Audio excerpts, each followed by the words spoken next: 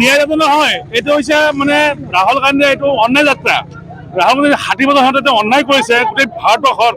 সেই প্ৰতিবাদত আজি আমি গোটেই অসম আমাৰ গোটেই অসমৰ ৰাইজে, গোটেই ভাৰতবৰ্ষৰ ৰাইজে আৰু আমি আমাৰ এই চামগুৰি সমষ্টি নগাঁও জিলাৰ যিমানখিনি আমি ৰাইজ আহিছোঁ চবে আমি প্ৰতিবাদ কৰিছোঁ।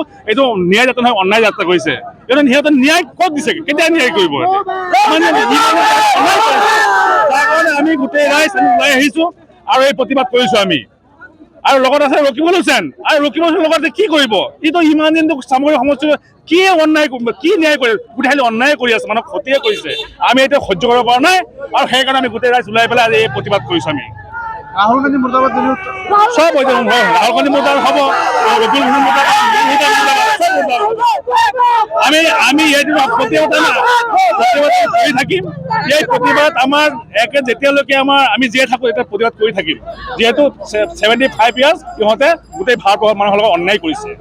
এতিয়া আহিছে আকৌ ন্যায় যাত্ৰা কৰিবলৈ। এইটো সঁচাকৈ কংগ্ৰেছৰ লাজ নাই, ৰাহুল গান্ধীৰ লাজ নাই, ৰকিবুল হুছেইনৰ লাজ নাই, নুৰুল হুদাৰ লাজ নাই।